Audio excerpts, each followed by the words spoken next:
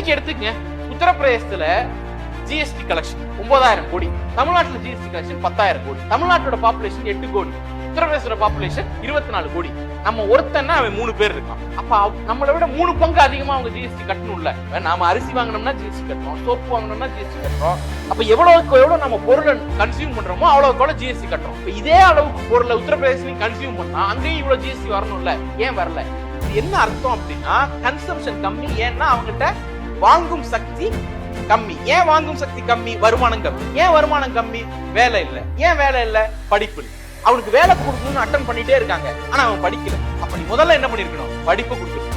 ஒரு வீட்டுல 4 பேர்னா 2 ஆண் 2 பெண். ஒரு ஊர்ல 100 பேர்னா 50 ஆண் 50 பெண். அப்ப தமிழ்நாட்டுல 100 பேருமே பொட்டன்ஷியலா சம்பாதிக்கிறாங்க அல்லது ஒரு வேலையில தன்னை ஈடுபடுத்திக்கிறாங்க. ஆனா உத்தரப்பிரதேசலையும் பீகார்லயும் என்ன பண்ணல, 50% பேரை உழைப்புல இருந்து நம்ம என்ன பண்ணிருக்கோம், வீட்டு வேலைன்னு உள்ள அடைச்சு வச்சோம். அவங்களை எக்கனாமிக் ஆக்டிவிட்டிக்குள்ளேயே கொண்டு வரல. எக்கனாமிக் ஆக்டிவிட்டிக்குள்ள கொண்டு வந்தீங்கன்னா தானே அவங்களுக்கு ஒரு சம்பளமும் ஒண்ணு வரும், அவங்க நுகர்வாங்க, அவங்க ஒரு பொருளை வாங்குவாங்க, அப்ப வளரும். நடக்குது.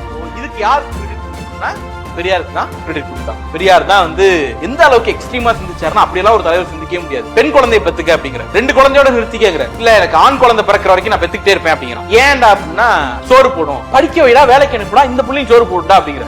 சொல்றான், இல்ல சோறு போட்டுரும், கொல்லி யாரு போடுறது? ஒரே வார்த்தை நெத்தி போட்டுல அடிச்ச மாதிரி கேட்டாரு சார். பொம்பளை கொல்லி போட்டா போன வேகாதாடான்னு. சோ இந்த கொஸ்டின் இருக்குல்ல, அது சங்கடப்படுத்தும். ஆனா சங்கடமான கேள்வியை கேட்டதுனாலதான் திருந்தினா. இதுக்கும் டேட்டாவுக்கும் என்ன காரணம்னா, அவர் இவ்வளவு ஒர்க் பண்ணதுனாலதான் அது டேட்டால ரிஃப்ளெக்ட் ஆகுது.